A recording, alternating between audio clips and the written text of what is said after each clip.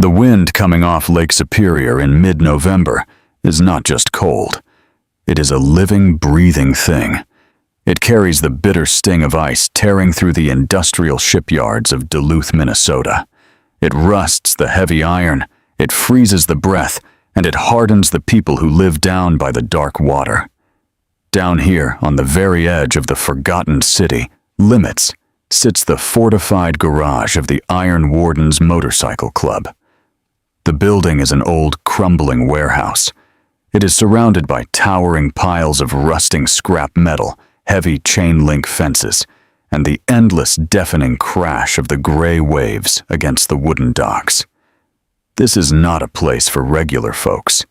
This is a place for outcasts, for men who live by their own rules, far away from the polished, wealthy hillside estates that look down on them. Inside the massive garage, the air is thick, heavy, with the smell of exhaust, stale beer, and burning tobacco. The loud roar of heavily modified motorcycle engines echoes off the corrugated steel walls. Bright sparks fly from a grinding wheel in the far corner, lighting up the dim, oil-stained room. In the center of this organized chaos stands Thomas Sullivan. Everyone in the city calls him Grizzly. He is the president of the Iron Wardens. He is a mountain of a man, standing well over 6 feet tall, with a thick graying beard and heavy arms covered entirely in faded ink. His hands are massive, scarred deeply from decades of street fights, long winter rides, and hard mechanical work. Right now, those heavy hands are buried deep inside the cold engine block of a custom chopper. He wipes a smear of black grease across his forehead, letting out a long, exhausted breath. Grizzly is tired, but not from the physical work. He is tired deep in his soul. He carries a heavy, invisible weight everywhere he goes. Many years ago, his dangerous life as an outlaw cost him the only thing that ever truly mattered. It cost him his family. The state courts took his little son away, deeming him an unfit father, and that terrible loss carved a hollow, empty space right in the middle of Grizzly's chest. He tries to fill that quiet space with the club, with the loud roar of the engines and the brotherhood of his crew, but the ghost of his boy never really leaves him. It haunts him in the quiet moments, in the dead of the freezing, lonely night. Grizzly grabs a dirty rag, wiping the thick black oil from his rough knuckles. He listens to the loud, rough laughter of his brothers echoing around the garage. Marcus Ford, the club's sergeant-at-arms, is leaning casually against a heavy tool bench. Everyone calls him Clutch. Clutch is laughing out loud at a joke holding a half-empty glass bottle his thick leather cut, showcasing the fierce, intimidating patch of the Iron Wardens. Next to him is Rusty, a grizzled, soft-spoken older mechanic, slowly organizing a chaotic pile of heavy steel wrenches. They are tough men, violent men, when they absolutely need to be, but they are bound together by a strict, unforgiving code of loyalty. They do not care about the laws of the rich, corrupt politicians up on the hill. They only care about their own kind. They protect their own. Suddenly, a heavy, unnatural silence falls over the bustling garage. It does not happen slowly. It happens all at once. The loud, grinding wheel suddenly stops spinning. The laughter instantly dies in Clutch's throat. The classic rock playing on the corner radio seems to fade completely into the background. Grizzly feels the sudden shift in the room before he even turns around. The hair on the back of his thick neck stands up. He turns slowly, expecting to see a rival club member, or maybe a local arrogant cop looking to cause trouble. Instead, his dark eyes fall on the open bay doors, and the breath catches sharply in his throat. Standing there, right on the edge of the cracked, freezing asphalt, is a boy. He is tiny, fragile, and completely out of place in this dark world of leather and steel. He looks no older than 10 years old. The freezing November wind whips violently around him. But he does not run away. He just stands there, shivering uncontrollably. He is wearing a faded, oversized flannel jacket that completely swallows his thin, bony shoulders. His jeans are frayed, soaked with freezing, muddy water at the ankles. His old sneakers are worn out, offering absolutely no protection from the bitter, biting cold of the concrete. But it is not the ragged clothes that make the massive, hardened bikers freeze in their tracks. It is the boy's face. Grizzly feels a cold, sharp spike of absolute fury pierce through his heavy chest. The boy's left eye is swollen entirely shut, blooming into a sickening dark shade of purple and black. His bottom lip is deeply split, crusted with dried dark blood. A nasty deep cut runs across his eyebrow, looking completely raw and painful. This is not the result of little kids fighting on a school playground. Grizzly knows violence intimately. He has lived around brutal violence his entire life. He instantly knows the heavy, deliberate punishing marks of an adult.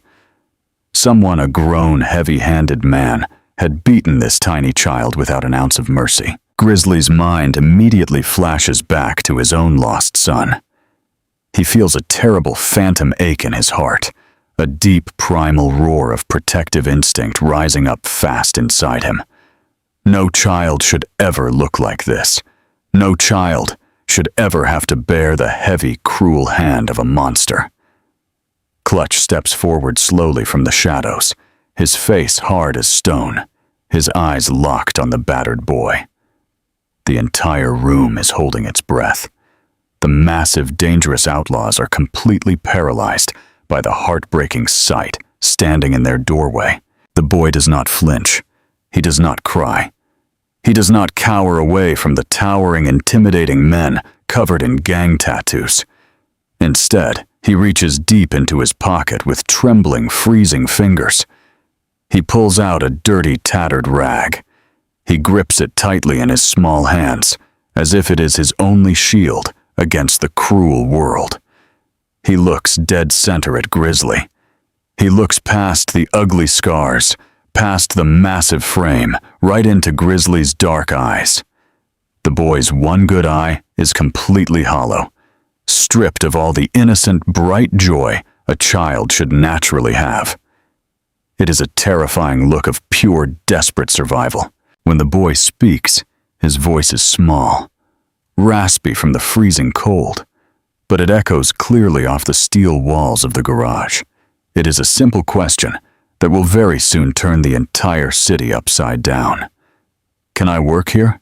he asks softly. He does not ask for help. He does not ask anyone to call the police. He asks for hard work. Grizzly stares down at him, the massive wrench still gripped tightly in his heavy hand. The silence stretches out thick and heavy. "Who did that to your face?" Grizzly demands, his voice a low, rumbling growl that usually makes grown men back away in total fear. He tries hard to keep his voice steady, but the deep, boiling anger is bleeding through his words. The boy looks down at his scuffed, muddy sneakers. His small jaw tightens. He shifts his weight carefully on his freezing feet. "I fell off my bike," he says softly. It is a lie.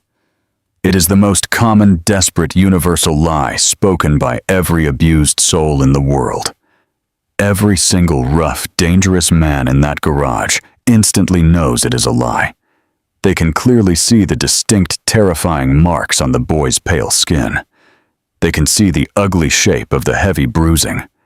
A simple bicycle accident does not leave dark purple finger marks wrapped tightly around a thin, fragile neck. Clutch lets out a harsh, bitter laugh, shaking his head slowly. "Kid, this is not a neighborhood lemonade stand," Clutch says, his voice rough, but surprisingly gentle. "Look around you. Do we really look like we are hiring paper boys?" The boy slowly shifts his gaze to Clutch. He absolutely does not back down. "I can sweep the floors," the boy says, his voice gaining a tiny fraction of strength. "I can clean your heavy tools. I can take out all the heavy trash. I work really hard. I just really need to make some money." Grizzly steps closer. The sheer size difference between the towering, dangerous biker and the broken, trembling child is completely jarring. The strong smell of motor oil, cold winter wind, and stale tobacco surrounds them. Grizzly crouches down slowly on the cold floor. He rests his heavy arms on his knees, bringing himself down to eye level with the brave little boy. He looks very closely at the terrible fresh bruises. He feels that familiar agonizing ache in his chest, the sad memory of his own lost boy, screaming silently in his mind. "What is your name, son?" Grizzly asks, his rough voice softening into something almost warm and fatherly. It is a very rare, vulnerable tone that makes Clutch and Rusty exchange a quick, surprised look across the room.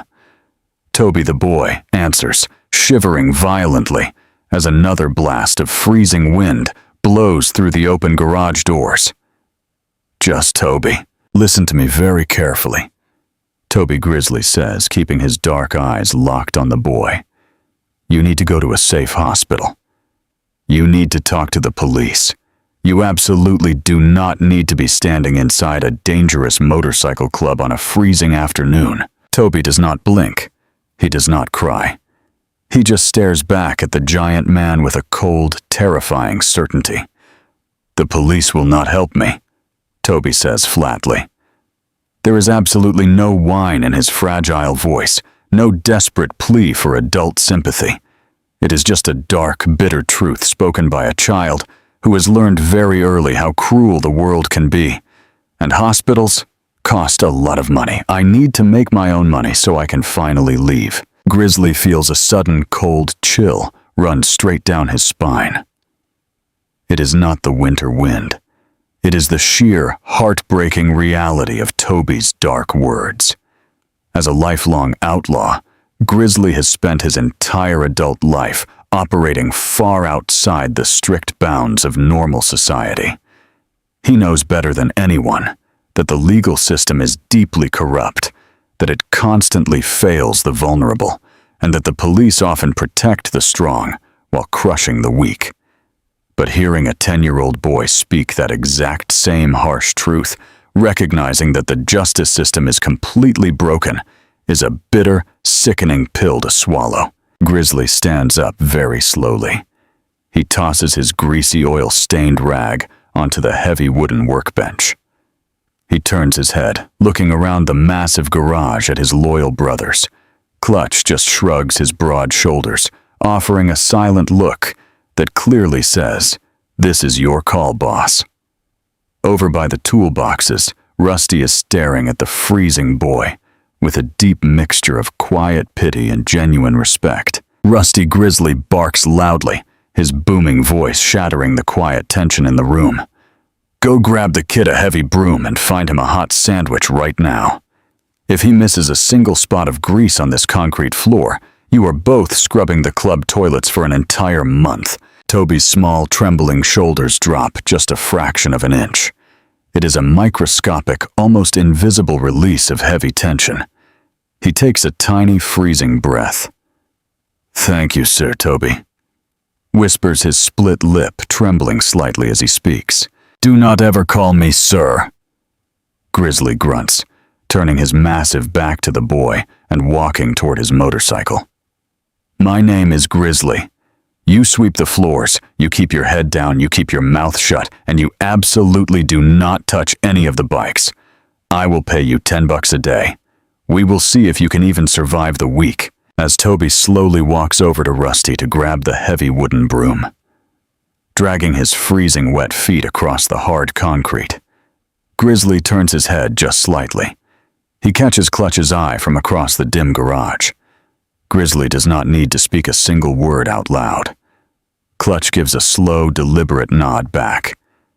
The message is completely understood between them. They are going to let the tiny, broken kid sweep their dirty floors. They are going to feed him, and they are going to keep him warm. But much more importantly, they are going to find out exactly what kind of monster had dared to lay their hands on him. And when they finally find that monster, they are going to make him pay dearly. For the next 2 solid weeks, Toby became a permanent, quiet ghost inside the heavy iron gates of the Iron Wardens compound. The bitter, freezing Duluth winter raged violently outside, piling thick, heavy snow against the corrugated steel walls of the garage. But inside, right next to the massive, glowing industrial space heaters, Toby found a strange, unlikely sanctuary. True to his desperate word, the tiny boy worked with a silent, punishing focus that completely shocked the hardened bikers. He dragged the heavy wooden broom across the oil-stained concrete floor, sweeping carefully until his small, freezing hands blistered. He learned to carefully sort all the heavy metal sockets, wiping the thick black grease off every single wrench in Rusty's chaotic tool chest. He hauled heavy, awkward bags of trash out to the freezing dumpsters, dragging them with his slight, fragile frame, completely refusing any physical help from the massive men loitering nearby. The Iron Wardens, a dangerous brotherhood bound entirely by violence, unbreakable loyalty, and strict outlaw codes, slowly found themselves adapting to the tiny child. It was a deeply unspoken, profound shift in the dark atmosphere. Heavy, angry swear words were quietly muttered under their breath instead of being shouted loudly across the noisy room. The much rougher criminal associates of the motorcycle club were strictly told to keep their illegal, dangerous business far away from the main garage whenever the kid was around. Grizzly watched all of this from the dark shadows of his office, smoking his heavy cigars, feeling that old familiar ache in his chest soften just a little bit. Seeing Toby diligently organize the heavy steel parts gave Grizzly a strange, quiet peace. It strongly reminded him of the proud father he used to be, long before the dark, unforgiving roads took his own son away. Toby was fixing the messy garage, but in a very quiet way. He was also fixing the broken hearts of the men inside it. But Toby's fragile, battered heart held even more emotional surprises. One freezing Tuesday afternoon, while dragging a heavy bag of trash out to the rusting scrapyard, Toby heard a pathetic, tiny whimper. Buried deep under a dangerous pile of frozen, rusted metal sheets was a stray dog. It was a scrawny, trembling terrier mix, freezing to death in the bitter, unforgiving Minnesota snow. Toby did not hesitate for a single second. He dropped the heavy trash bag using his small, scraped hands to carefully pull the freezing dog out from the sharp, dangerous metal. He hid the terrified dog in a quiet, dark corner of the back alley, secretly sharing half of his warm, plain ham sandwich with the starving animal. Rusty, who was quietly taking a smoke break by the back door, saw the entire beautiful, heartbreaking scene unfold. The old gruff mechanic could have yelled or told the boy to chase the dirty mud away. But Rusty just smiled a sad, gentle smile. He walked over, slowly wrapped his own heavy, warm leather jacket around the shivering dog, and carried it right inside the loud garage. They immediately named the dog Scrap. Scrap instantly became Toby's absolute shadow, following the boy everywhere, wagging his scruffy, dirty tail. The hardened, dangerous outlaws of the Iron Wardens did not complain at all. They just built Scrap a warm, soft bed out of old, ripped leather vests right next to the biggest space heater. Toby had absolutely nothing in the world. His own body was covered in terrible bruises, yet his very first instinct was to save a life even more broken than his own. It was a pure, profound display of compassion that permanently cemented his place inside the club. However, as the cold, snowy days slowly passed, the dark, horrifying reality of Toby's life outside the safe garage became absolutely impossible to ignore. His initial terrible facial bruises slowly faded into a sickly, pale yellow, only to be quickly replaced by brand new heartbreaking horrors. The bikers watched this sick repeated cycle with a growing, boiling anger. One cold Thursday morning, Toby walked into the garage with a severe, painful limp. He tried desperately to hide his obvious grimace biting down hard on his split lip every single time he put any weight on his left leg. He dragged the heavy broom across the floor, his small face pale and sweating despite the freezing draft. Grizzly noticed immediately his heavy jaw clenching so hard his teeth ached. Then the following week, the absolute breaking point finally arrived. The garage was relatively quiet. The roaring engines turned off for the afternoon. Toby was standing on his tiptoes, struggling hard to reach a high, dusty shelf above the main wooden tool bench. As he stretched his fragile arms up, his oversized faded flannel shirt slipped down slightly off his bony left shoulder. Rusty was standing right next to him, holding a metal wrench. The old mechanic completely froze, his eyes locked onto the boy's exposed skin. Rusty dropped the heavy wrench directly onto the concrete floor with a loud ringing clang. Right there, pressed deeply into the boy's fragile collarbone, was a fresh, angry, dark, circular burn mark. It was ugly raw and unmistakably the exact size of a heavy cigar cherry. It was a deliberate, agonizing torture mark meant to inflict maximum pain on a helpless child. Toby quickly pulled his flannel shirt back up his face, flushing red with deep shame and absolute terror. But it was already far too late. Rusty did not say a single word to the terrified boy. He just turned around, walked straight into the back office, and told Grizzly exactly what he had seen. Grizzly's reaction was absolutely terrifying in its quiet, dark restraint. He did not yell, he did not flip his heavy wooden desk, and he did not punch the brick wall. He just went completely, unnaturally, still. His massive, heavy knuckles turned pure white as he gripped the edge of his desk. The deep, agonizing memories of his own lost son flooded his mind, mixing violently with the horrific image of Toby's burned skin. The club had very strict, serious rules about getting involved in civilian domestic disputes. It usually brought unwanted heavy police heat, and the Iron Wardens already had enough angry eyes on them from the local authorities. But innocent children were a completely different story.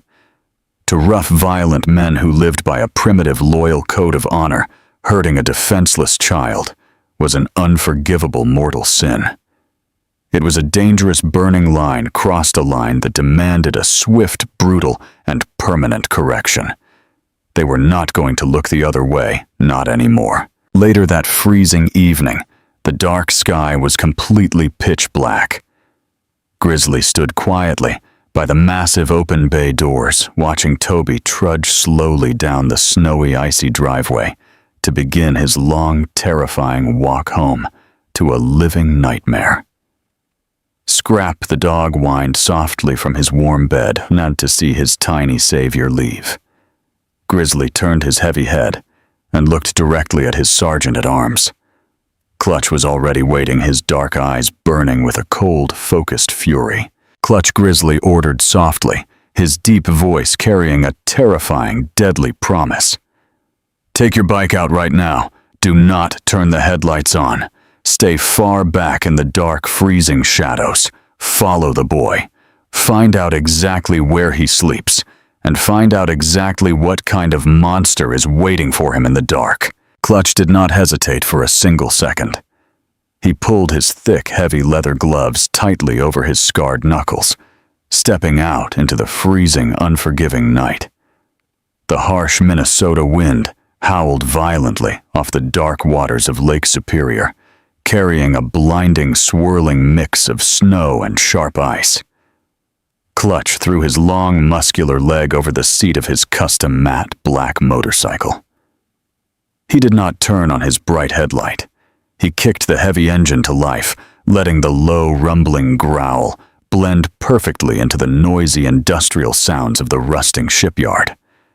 He waited very patiently, watching the tiny, fragile silhouette of the boy disappear into the dark, snowy streets, before slowly rolling his bike out of the compound. Clutch kept his distance, coasting slowly down the slippery, icy roads of Duluth. He stayed deep in the freezing shadows of the towering, snow-covered pine trees. He watched Toby walk, noting the terrible, painful limp in the young boy's left leg. The kid was shivering uncontrollably, pulling his thin, faded flannel jacket tight against the bitter, biting cold. Clutch fully expected the boy to walk south, heading straight toward the dilapidated, crumbling trailer parks, or the decaying, forgotten brick apartment buildings near the old, abandoned lumber mills. Those were the harsh, broken places where deep despair, terrible violence, and empty wallets were a very common daily reality. But to his absolute mounting confusion, the boy did not walk south. Toby's long, agonizing path took him straight up the steep, winding hills. The cracked pothole-filled asphalt of the lower city quickly smoothed out into perfectly paved, pristine roads. The flickering, dying street lamps were suddenly replaced by bright, elegant gas lanterns. The houses slowly grew much larger, completely set back from the road, hidden behind massive, heavily manicured lawns and tall, imposing wrought iron gates. This was the elite, heavily guarded hillside district. This was the wealthiest, most powerful neighborhood in the entire city. It was the exact same neighborhood filled with the greedy rich politicians who were secretly trying to bulldoze the working-class shipyards. Clutch killed his heavy engine, completely coasting in absolute terrifying silence to a slow stop behind a massive snow-covered oak tree. He put his heavy boots down in the deep snow, watching in total disbelief as Toby slowly approached a massive, sprawling, multi-million-dollar colonial estate. The long, sweeping driveway was perfectly plowed, lined with incredibly expensive, shiny luxury cars. It looked like a picture from a wealthy magazine, completely disconnected from the freezing, starving reality of the lower city. Toby stopped walking. He hesitated right at the bottom of the grand, sweeping porch steps. Even from a far distance through the blinding, swirling snow, Clutch could clearly see the tiny boy, physically bracing himself.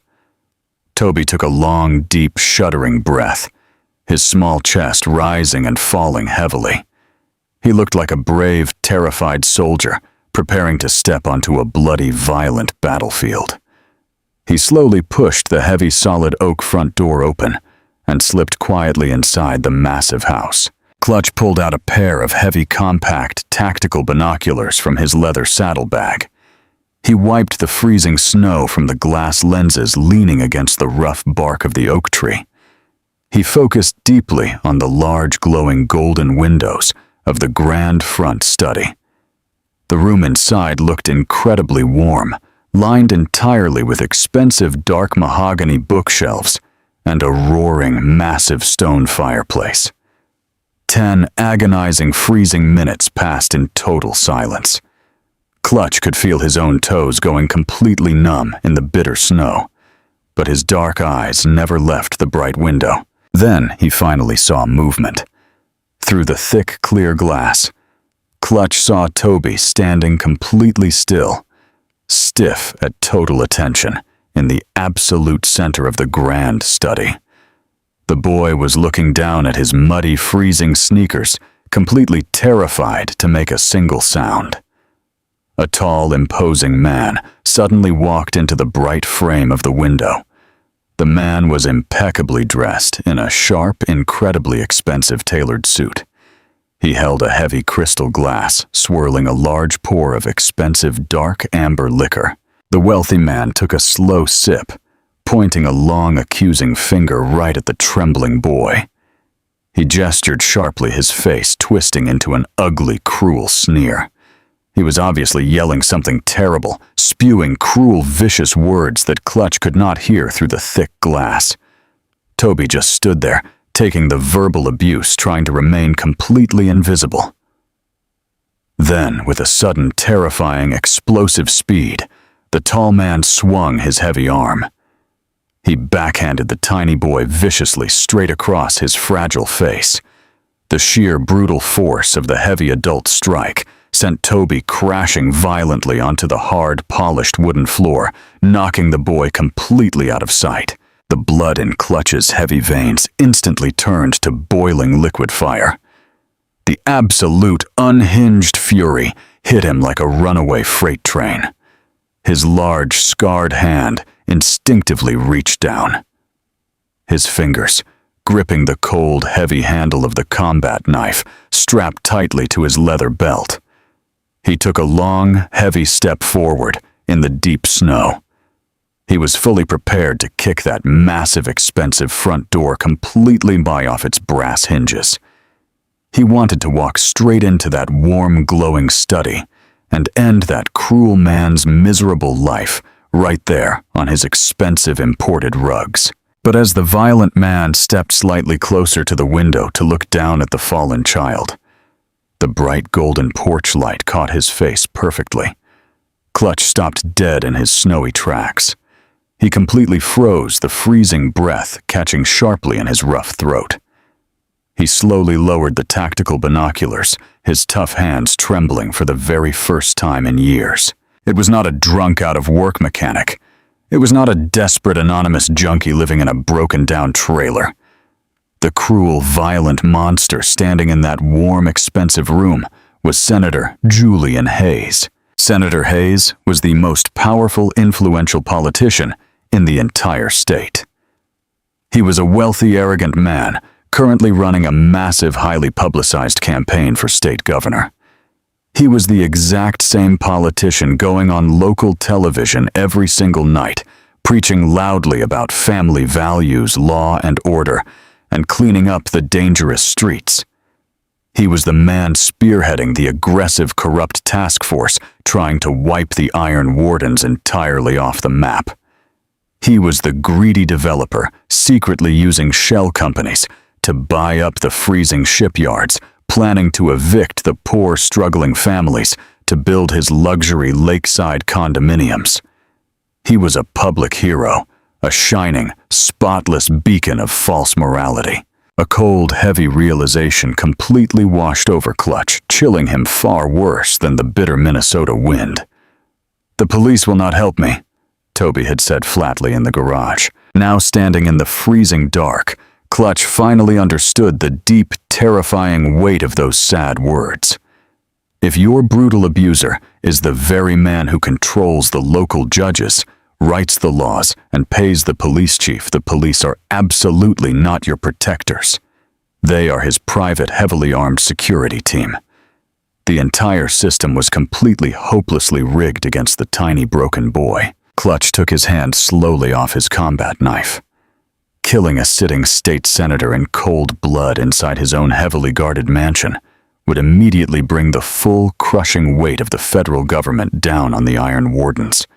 It would absolutely destroy the entire motorcycle club, and it would leave Toby completely at the terrible mercy of the corrupt foster care system. A simple, violent beating was absolutely not going to fix this massive, complicated nightmare. Clutch quietly turned around in the deep snow. He walked back to his dark, heavy motorcycle. He started the engine, quietly letting the bike roll down the steep, icy hill before finally engaging the loud gears. He rode straight back into the freezing, dark night, heading directly for the loud, smoky garage at the edge of the dark lake. The dangerous game had just completely changed. This was no longer just a simple rescue mission for a battered kid. This was an absolute, unavoidable declaration of all-out war. The rich, corrupt monster up on the hill had finally picked a fight with the absolute wrong group of outcasts. The atmosphere inside the Iron Wardens compound changed completely the moment Clutch walked back through the heavy steel doors. The bitter, freezing wind howled loudly outside, but the air inside the garage was thick, hot, and heavy with volatile, dangerous tension. Clutch did not say a single word to the younger Loud members standing near the bikes. He walked straight past the roaring space heaters, his heavy boots leaving thick wet tracks of melting snow on the cold concrete. He headed directly for Grizzly's dark, cluttered office. Rusty was sitting quietly on a milk crate near the back room, gently petting Scrap, the little shivering stray dog they had rescued. Toby was sound asleep in the back office, wrapped tightly in a heavy warm wool blanket, finally finding a few short hours of safe, dreamless peace away from his nightmare. Clutch knocked exactly once on the heavy wooden doorframe. Grizzly looked up slowly from his messy, paper-filled desk. One look at Clutch's pale, incredibly tight face told the massive club president absolutely everything he needed to know. The situation was incredibly bad. "Call Church Grizzly," ordered his deep voice, low rumbling and absolute. Within 10 short minutes, the heavy solid oak doors of the inner meeting room were deadbolted firmly shut. The massive circular wooden table in the absolute center of the dim room was deeply scarred by decades of sharp knives, spilled whiskey, and violent, angry arguments. Tonight, it was completely surrounded by the most dangerous, fiercely loyal men in the entire state of Minnesota. The air was incredibly thick with gray, pungent cigar smoke, and a heavy, suffocating silence hung heavily over the rough, intimidating Brotherhood. Clutch stood quietly at the head of the dark table.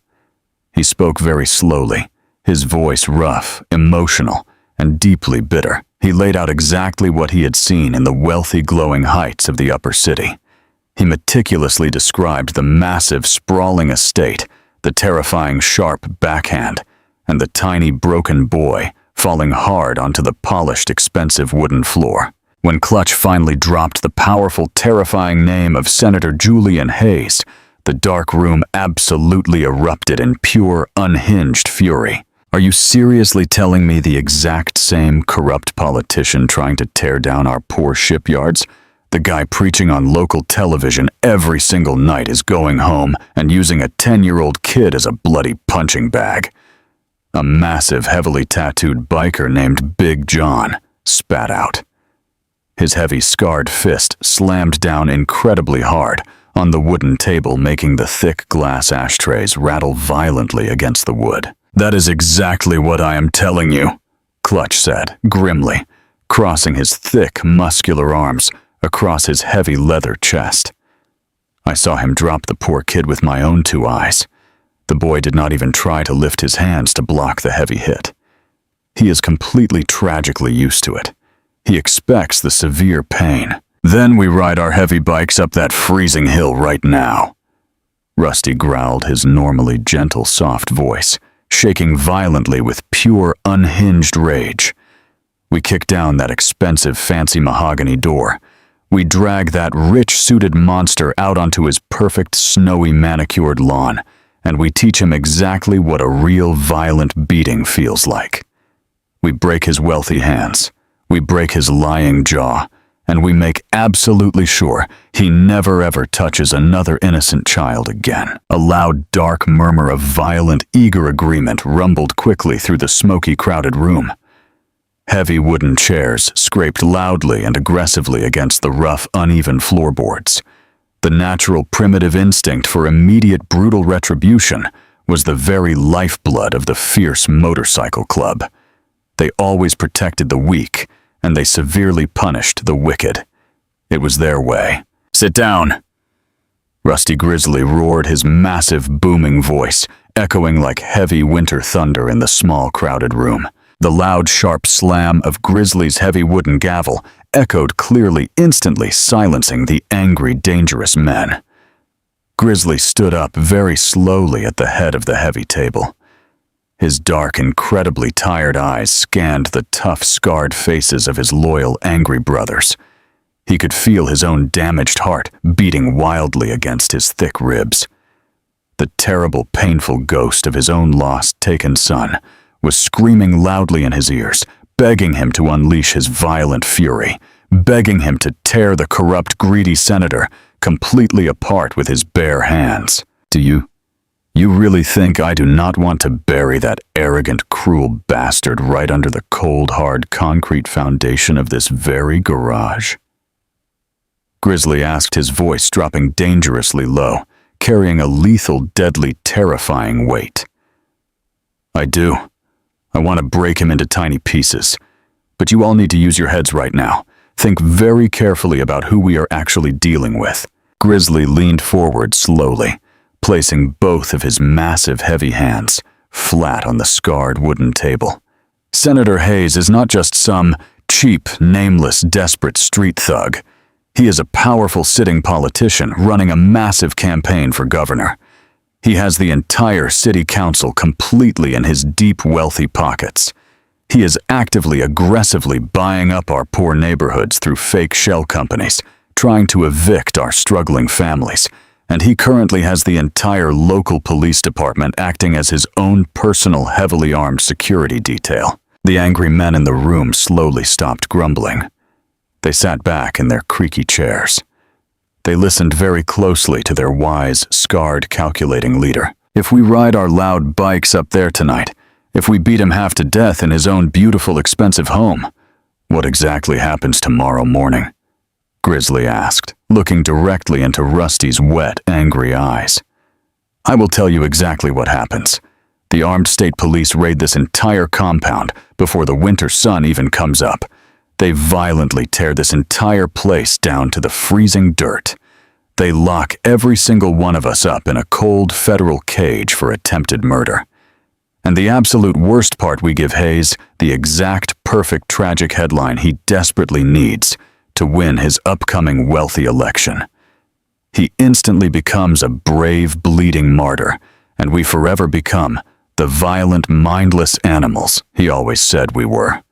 Toby goes straight into a terrible foster home, and the senator wins everything. So what do we do?"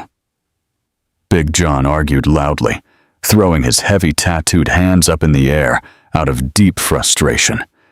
"We just let the tiny, brave kid go back there. We let him get beaten to death by a complete coward wearing a three-piece tailored suit. We just cowardly look the other way." "No," Grizzly said softly, his dark eyes narrowing into cold, sharp, terrifying slits. "We do absolutely no such thing. The Iron Wardens do not ever look the other way when a helpless child is bleeding. But we do not just break his weak, easily healed bones. Broken bones eventually heal. We completely, systematically destroy his entire miserable, corrupt life." The crowded room fell completely, eerily silent. The heavy winter wind continued to howl loudly against the corrugated steel roof. But inside, the dangerous outlaws were entirely captivated by the cold, calculated, brilliant anger of their president. Hayes actively uses the strict heavy law as a thick protective shield. Grizzly explained, pacing very slowly around the heavy wooden table. He uses his massive wealth, his polished, perfect political image, and his public power to carefully hide the vicious domestic monster he truly is. So we do not throw useless punches at his heavy shield. We strip his heavy shield completely away. We rip down the fake, perfect charitable facade he has built for the public. We show the whole damn world, we show his wealthy elite donors, and we show the eager media exactly what is hiding behind those tall, secure iron gates. Clutch nodded slowly, a dark, incredibly dangerous smile touching the corners of his rough, scarred mouth. "You want to expose him publicly. You want to find his dark, dirty secrets. Every single corrupt man has dark, dirty secrets," Grizzly said, stopping right behind his heavy leather chair. "A powerful man who eagerly steals homes from poor families. A man who violently hits a tiny child because he had a bad day at the political office is a man who completely lacks any real self-control. He is greedy, he is deeply arrogant, and he constantly makes careless, stupid mistakes. He absolutely has a dangerous pressure valve somewhere. We just have to dig incredibly deep into the dark, filthy mud to finally find it. Grizzly looked slowly toward the closed, heavy wooden door of the meeting room. On the other side of that solid oak wood, little Toby was sleeping peacefully, completely unaware of the massive, dangerous, explosive war being declared entirely on his behalf. Grizzly thought about the tiny, brave boy pulling the freezing stray dog from the sharp, rusted metal. Toby had a pure, beautiful, incredibly resilient heart. A fragile heart that the cruel, greedy senator was trying desperately to crush. Grizzly was never able to save his own son from the harsh, cold, uncaring system, but he swore a silent, unbreakable, bloody oath to the dark heavens right then and there. He was going to save Toby. We need real, undeniable, absolute proof. Grizzly continued, his voice echoing clearly in the dim, smoky light. We need a digital trail, a hidden ledger, illegal financial records, or secure offshore bank accounts. We need to completely ruin his political campaign, drain his stolen wealth, and put him behind cold iron bars for the rest of his miserable, pathetic life. We need David. We really need Glitch. Clutch raised his thick, scarred eyebrows in genuine surprise. Glitch, he asked, clearly shocked by the mention of the name. The weird, reclusive tech guy from the St. Paul chapter. The skinny kid who got kicked out of MIT for hacking the Federal Reserve. Yes, Grizzly confirmed, sitting back heavily down in his large, creaky chair. Get Glitch on the secure, encrypted phone right now. Tell him to pack his heavy servers, his fast laptops, and every piece of illegal digital hacking software he currently owns. I want him sitting right here in our garage by tomorrow morning. The heavy, suffocating tension in the smoky room finally shifted completely. The raw, unhinged, wild anger slowly transformed into a razor-sharp, focused, lethal military discipline. The Iron Wardens were outlaws, criminals by simple definition, rough men who lived happily on the dark, forgotten fringes of normal society. But looking at the terrifying, broken reality of their corrupt city, they finally knew exactly what they had to become. They had to become the absolute, terrifying nightmare of the corrupt elite. Before anyone else could speak, a very sudden, heavy, rhythmic pounding echoed loudly from the steel garage doors outside the locked meeting room. It was not a polite, normal knock. It was the loud, aggressive, demanding bang of heavy police flashlights hitting loud, corrugated steel. Clutch drew his heavy, dark weapon instantly, the sharp metallic click of the safety echoing loudly in the quiet room. Grizzly held his massive hand up, gesturing sharply for total, absolute silence. Clutch crept quietly over to the small, glowing security monitors, mounted tightly in the top corner of the smoky room. Clutch cursed loudly under his breath, his heavy jaw clenching incredibly hard. It is the local cops, Clutch whispered, turning back to the quiet table. 2 black and white police cruisers, their bright red and blue lights flashing wildly in the snow, are parked right across our main driveway.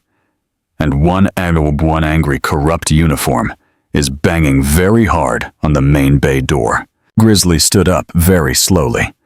He smoothed down his heavy leather cut, his scarred face completely empty of any fear or panic.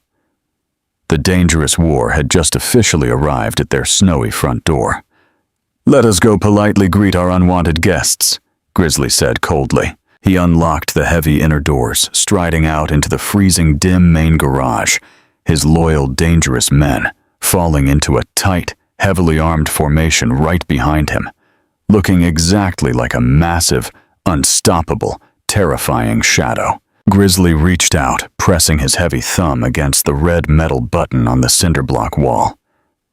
The massive corrugated steel bay door slowly ground upward, rattling loudly on its cold, rusted tracks. The bitter, freezing winter wind immediately rushed violently into the warm, smoky garage. The bright flashing red and blue lights of the police cruisers painted the cracked snowy asphalt with an eerie, dangerous glow. Standing right in the middle of the icy driveway was Detective Vince Russo. Russo was a notoriously corrupt, cruel local cop known exclusively throughout the city for doing Senator Hayes' dirty work. He was flanked closely by 3 heavily armed, incredibly tense officers. Their thick hands were resting menacingly on their dark, holstered weapons, completely ready for a violent, bloody fight. "Good evening, Grizzly." Detective Russo sneered, chewing lazily on a cheap toothpick. He did not look at the massive club president right away. Instead, he peered suspiciously past the heavy tattooed bikers, looking deep into the dark, hidden shadows of the warm garage. "You are strictly trespassing on private property, Russo." Grizzly stated, his deep voice completely flat, carrying absolutely no fear. "You do not have a signed legal warrant. Get off my dirt right now before the freezing lake completely freezes your expensive leather shoes. This is just a friendly routine wellness check," Russo said, taking a slow, arrogant step closer to the loud, roaring space heaters. "We received a very concerned anonymous tip this evening. Someone carefully reported seeing a young, bruised runaway boy hanging around this dangerous, polluted scrapyard you call a clubhouse.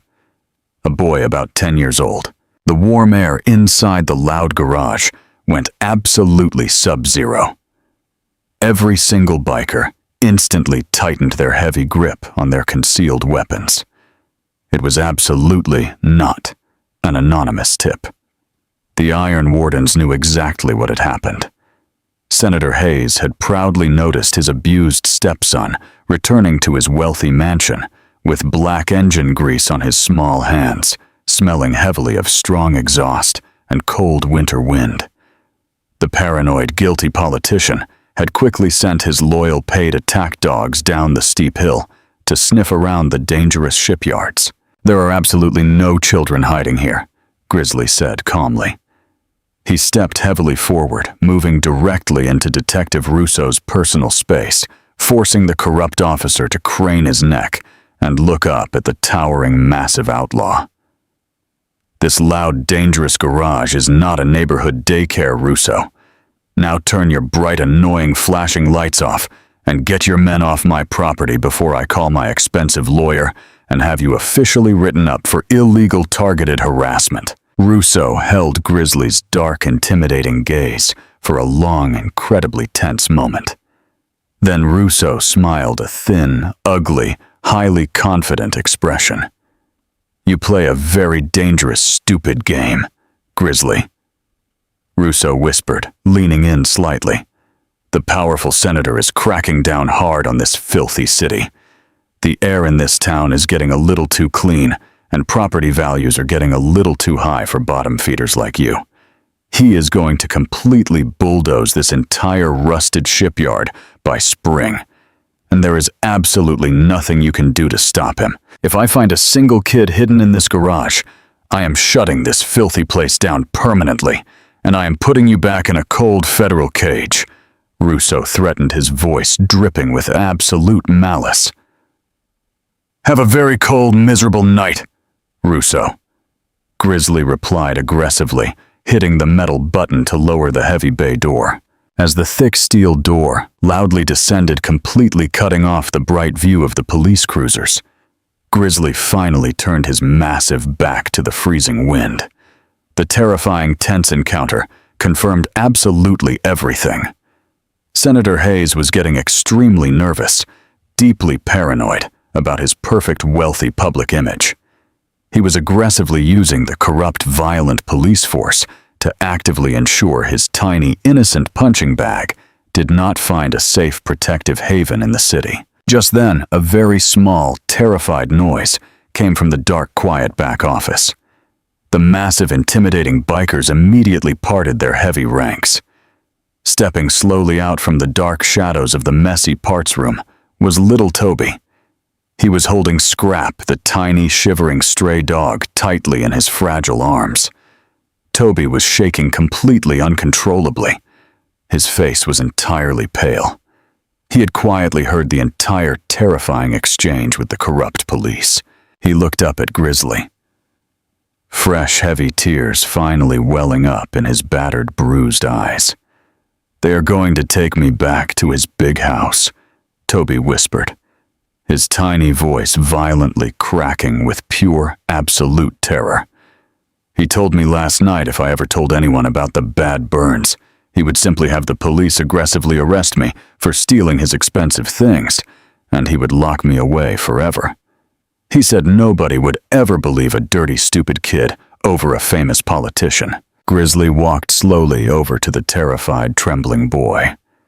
The massive, hardened, deeply scarred outlaw dropped heavily down to one knee, completely ignoring the thick black grime on the cold floor. He carefully placed a heavy, calloused, incredibly warm hand on Toby's small, fragile shoulder. Scrap, the dog, licked Grizzly's rough knuckles, sensing the giant man's gentle, protective spirit. "Absolutely no one is taking you anywhere," Toby Grizzly said firmly. And for the very first time in many long years, there was a solemn, unbreakable vow in his deep voice. "This motorcycle club does not back down from arrogant, corrupt police, and we sure as hell do not ever back down from cowardly rich men who brutally beat on little kids. You are completely safe here." Grizzly stood up slowly and looked deeply at Clutch Rusty and the rest of his loyal, angry crew. The slight nervous hesitation was entirely gone from their dark eyes. They were dangerous outlaws, convicted criminals by simple definition, rough men who happily lived their violent lives on the dark, forgotten fringes of normal society. But looking at the terrified, completely broken boy standing in their freezing garage, they finally knew exactly what they had to become. They were no longer just a motorcycle gang. They were an unstoppable, fierce army going to absolute war. Clutch Grizzly ordered loudly, his booming voice echoing powerfully in the cavernous loud room. "Keep dialing that secure phone. Get David Palmer on the line right now. We desperately need his brilliant mind. We need heavy encryption. We need hidden audio bugs. And we need absolutely every piece of digital financial dirt on Senator Julian Hayes." Rusty Grizzly continued, turning to the old soft-spoken mechanic. "You are strictly on kid duty. Toby absolutely does not leave your clear sight for a single second. You protect him with your life." Grizzly looked back at the heavy locked steel door, a highly dangerous predatory smile finally touching the dark corners of his rough mouth. "The corrupt senator aggressively wants to use the strict law as his own personal weapon," Grizzly growled softly.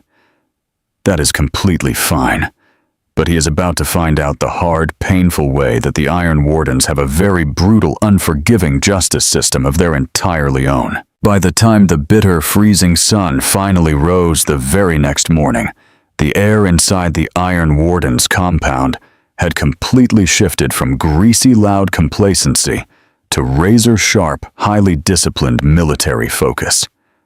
Overnight, the massive, chaotic garage had dramatically transformed. The heavy, customized motorcycles were pushed entirely to the cold perimeter walls, making wide, clear room for heavy folding tables. These tables were heavily burdened with expensive, glowing laptops, miles of tangled black cables, and secure encrypted hard drives. Grizzly had officially called in his biggest, most secret favor from the neighboring St. Paul charter. At exactly dawn, a tall, incredibly lanky, heavily pierced young man arrived quietly in a plain, unmarked white van. His real name was David Palmer, but the entire underground world only knew him as Glitch. Glitch did not carry a heavy steel wrench, and he did not carry a sharp combat knife. His dangerous weapons of choice were incredibly complex lines of code, zero-day digital exploits, and highly advanced, untraceable computer viruses. Toby was strictly restricted to the warm, secure inner clubhouse, kept completely under the constant, unblinking, heavy supervision of Rusty and Big John. to quickly take the boy's terrified mind off the dark, looming reality of his abusive stepfather. Rusty gently put him to hard work. Rusty sat Toby down and taught him exactly how to carefully rebuild a complex carburetor from an old classic motorcycle. Toby sat quietly cross-legged on a thick piece of cardboard scrap, sleeping warmly in his lap. His small, grease-stained, blistered fingers meticulously cleaned the tiny brass jets. He was completely blissfully oblivious to the massive, highly illegal digital war currently being waged entirely on his behalf in the very next room. In the makeshift glowing command center, Grizzly and Clutch stood quietly behind Glitch, staring intently at a massive bank of bright glowing computer monitors. Glitch drank deeply from a massive can of cheap energy drink, cracking his thin knuckles. The heavy, loud sound of the roaring winter wind outside was completely replaced by the frantic, rapid clicking of Glitch's mechanical keyboard. They were hunting a very powerful, wealthy monster, and the absolute only way to win was to follow the dirty money. Senator Julian Hayes is an absolute ghost on paper, Glitch muttered quietly. His pale, thin face was illuminated entirely by the bright, harsh glow of 3 massive computer monitors. His long, heavily pierced fingers were an absolute blur across the loud mechanical keyboard, typing incredibly fast. His public financial records are entirely spotless. He looks cleaner than a Sunday school teacher. He generously donates to highly visible local charities. He pays all of his expensive property taxes early, and he only drives American-made modest vehicles for the public cameras. It is a completely perfect, bulletproof, wealthy facade. Nobody in this world is truly bulletproof. Grizzly rumbled softly. He stood right behind the young hacker, sipping slowly from a chipped ceramic mug of bitter black coffee.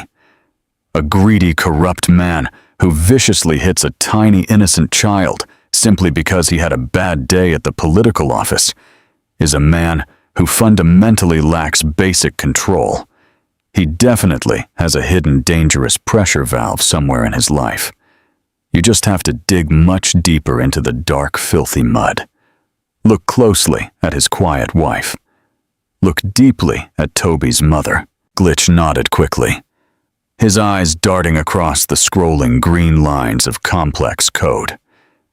He immediately pulled up a series of secure private medical and financial records on the center screen. Sarah Hayes Glitch read aloud, his voice dropping slightly. She legally married Senator Julian Hayes exactly 3 years ago. Before that grand wedding, she was Sarah Miller, a hard-working, exhausted single mother working long double shifts as a registered nurse at the regional city hospital. She had a very active, vibrant life. Glitch paused, clicking his mouse several times to open new hidden folders.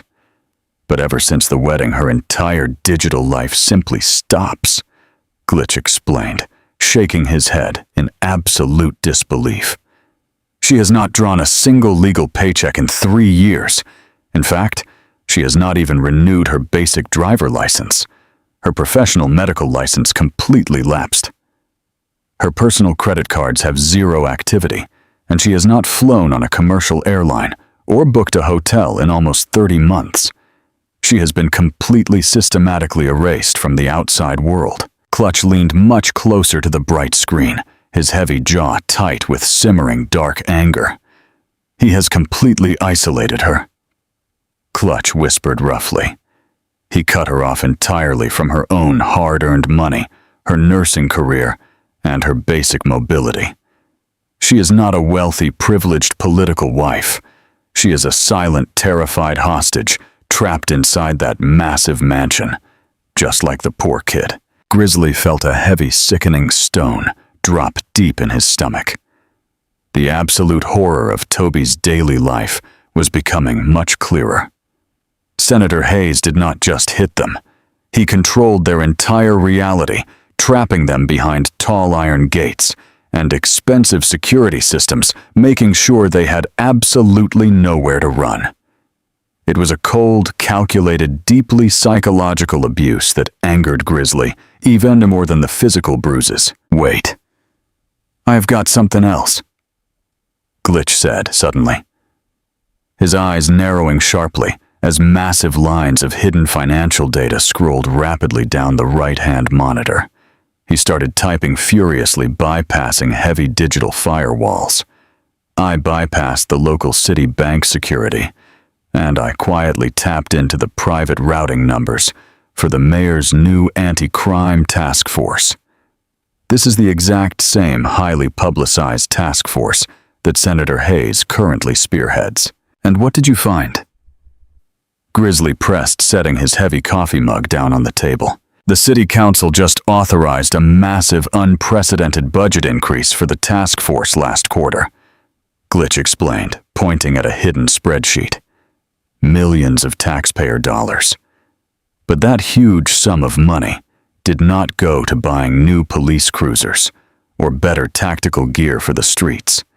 It was quietly routed through a fake, invisible shell company registered in Delaware. Then it was fractured into a dozen different highly secure offshore accounts down in the Cayman Islands. Glitch spun around quickly in his rolling chair, looking straight up at the towering, scarred club president. "But that is not even the worst part, Grizzly. I tracked the money coming back into the city from those offshore accounts. Hayes is secretly using that stolen taxpayer money to buy up the heavy industrial shipyards. He is purchasing all the poor land right out from under this motorcycle club and the local working-class families." A grim, incredibly dangerous silence completely filled the warm tech room. The heavy, terrible truth finally hit the tough outlaws. Senator Hayes was not just a violent domestic abuser. He was a massive, greedy thief. He was actively using the fake public war on crime as a thick smokescreen, stealing millions from the city just to build luxury condos on the cold lake.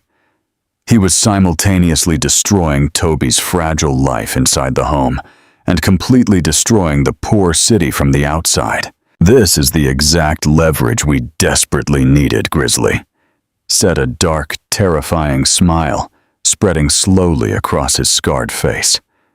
"Beating up a wealthy state senator would only get us all life in a federal prison.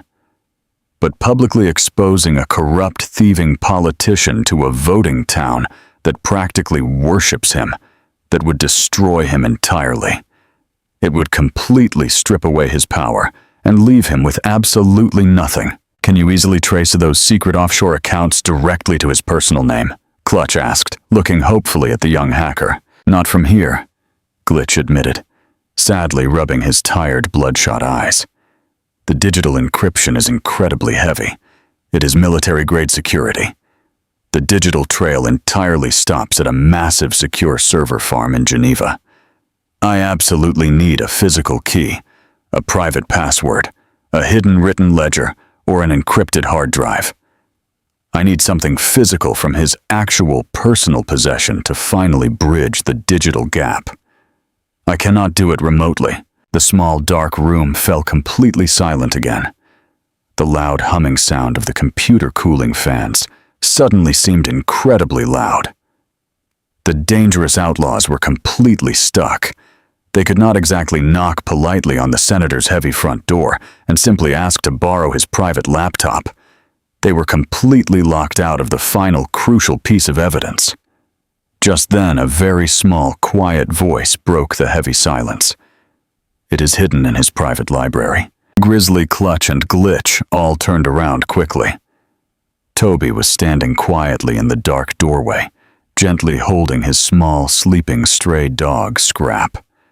The boy had quietly slipped away from Rusty's watchful eye. He looked nervous, shivering slightly in his oversized flannel shirt, but his one good eye was locked firmly onto the glowing computer screens. "What is hidden in the library?" Toby Grizzly asked very gently, crouching down slowly to be at eye level with the tiny boy. "The heavy black book," Toby said softly, stepping cautiously into the bright light of the monitors. Senator Hayes spent many long quiet hours in the big library on the second floor. He has a secret heavy metal wall safe. It is completely hidden right behind a large old painting of a brown horse. I saw him open it once late at night when he thought I was asleep. He keeps a thick black leather book in there and a small bag full of computer sticks. Clutch whistled low and impressed under his breath. Flash drives. Clutch whispered to Grizzly. He keeps his offline physical ledgers right there in the house. Toby, Grizzly said warmly, placing a large, gentle hand on the boy's fragile shoulder. Do you happen to know the secret number code to open that wall safe? The young boy sadly shook his head. No. He always covers the bright keypad with his big hand. But I absolutely know exactly when he leaves it unlocked. Every single third Friday of the month, he hosts a very loud private poker game for the wealthy judges and the city mayor. He drinks a lot of expensive liquor. He gets really drunk. Sometimes he gets so clumsy, he completely forgets to spin the heavy metal dial until the next morning. Grizzly stood up slowly, looking straight at the greasy old paper calendar tacked to the cinder block wall. Today was a freezing Wednesday. The third Friday of the dark month was exactly 2 short days away. The timing was an absolute terrifying gift from the universe. The corrupt politician was about to host his wealthy friends, completely unaware of the violent storm gathering down by the freezing docks. Clutch, Grizzly said, his deep voice cracking like a heavy leather whip in the quiet room. Gather the absolute best men we have. Pack the heavy gear and tell them to wear dark colors. We are going hunting up in the wealthy heights. Friday night descended on the city of Duluth like a heavy, suffocating blanket. A massive, violent winter blizzard completely swallowed the freezing industrial shipyards. The bitter, biting wind screamed loudly off the dark, icy lake, shaking the corrugated steel walls of the Iron Wardens' garage. It was the absolute worst, most dangerous weather of the entire long year. But for the tough, hardened outlaws, the raging, blinding snowstorm was an absolute perfect blessing. It was the ultimate freezing cover for a highly illegal, incredibly dangerous mission. Inside the warm, smoky garage, the small strike team was silently gearing up for war. Grizzly, Clutch, and a wiry, incredibly agile young prospect named Ghost stood quietly by the heavy bay doors. They did not wear their loud, heavy motorcycle boots tonight. They absolutely did not wear their proud, patched leather cuts. Tonight, they were not a loud, intimidating motorcycle club. They were silent, tactical ghosts dressed entirely in matte, black, insulated, cold weather gear. They looked exactly like a highly trained, dangerous mercenary squad. Before they left the safe compound, Grizzly walked quietly back to his warm, messy office. Toby was sitting softly on his small, makeshift cot, gently petting Scrap. The little stray dog was sleeping peacefully wrapped tightly in an old, soft leather vest. Grizzly stopped in the dark doorway, looking down at the tiny, incredibly brave boy. The deep, angry purple bruises on Toby's fragile face were slowly turning a dull, sickly yellow, but the deep, invisible emotional scars were still completely raw and painful.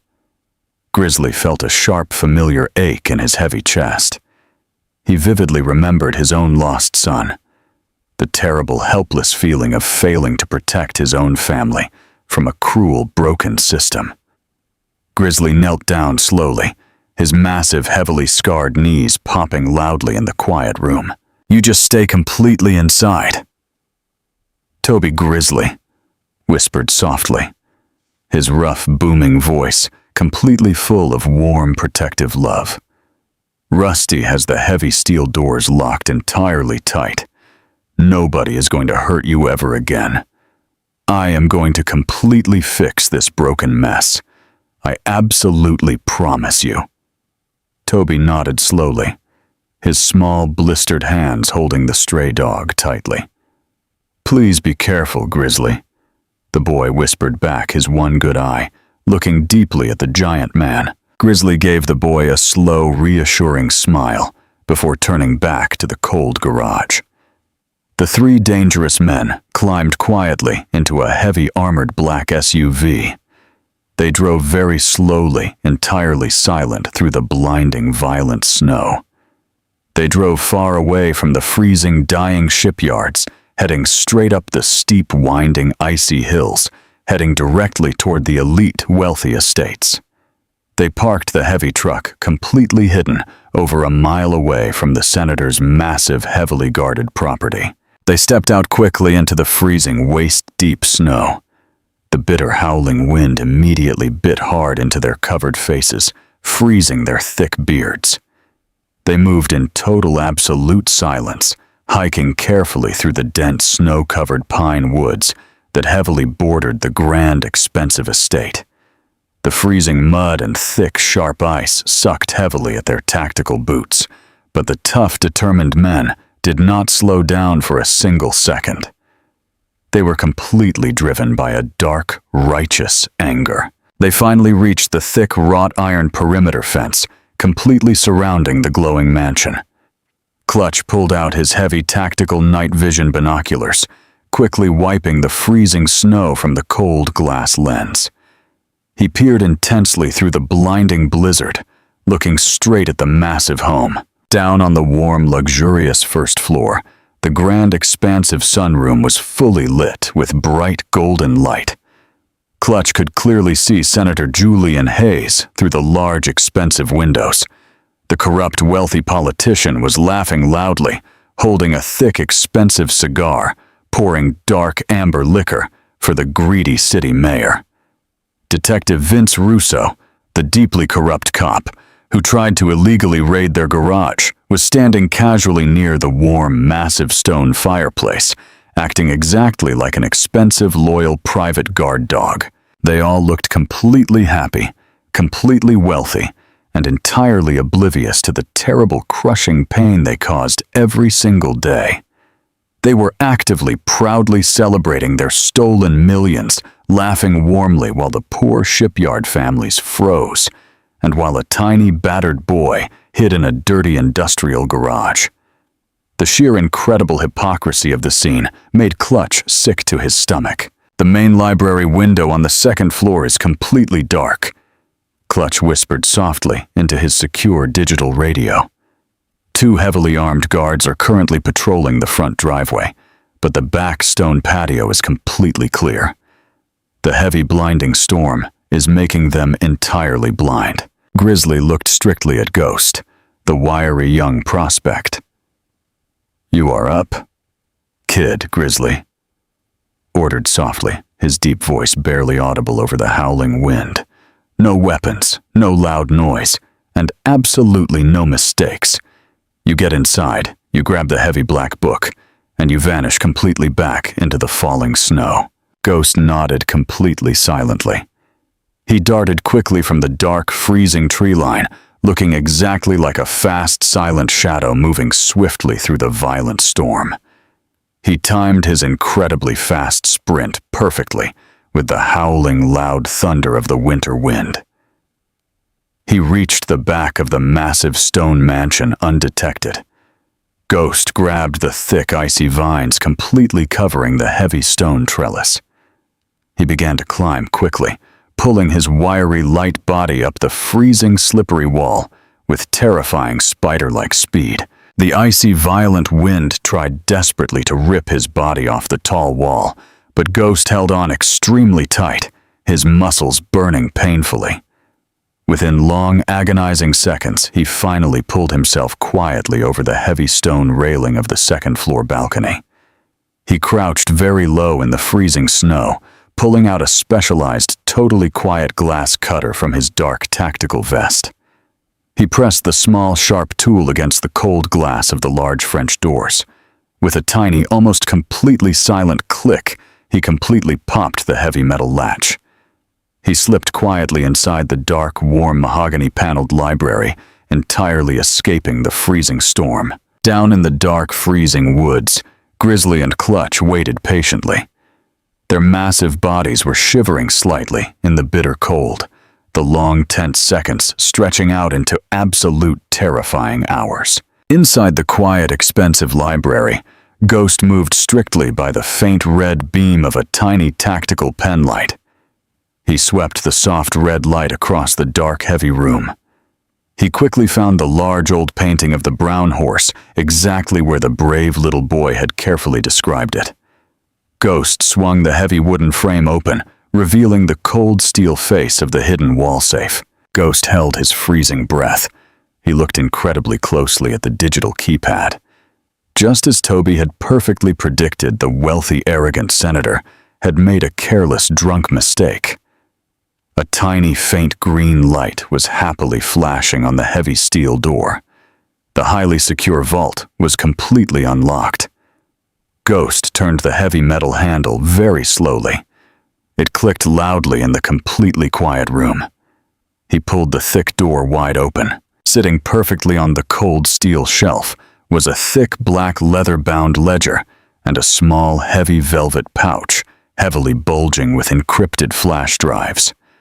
Ghost grabbed the stolen treasure, shoving it deep into his waterproof tactical bag, completely ready to disappear back into the freezing night. But suddenly the heavy brass door handle of the library began to rattle loudly. Ghost completely froze his heart, pounding violently in his thin chest. He melted quickly and silently into the dark, hidden shadows, crouching completely out of sight behind a massive dark leather armchair. The library door swung open, throwing a bright, sharp shaft of yellow hallway light straight into the dark room.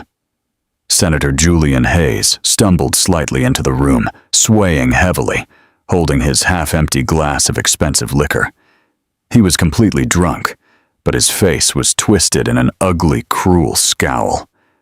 Detective Vince Russo was standing right behind him, looking extremely nervous.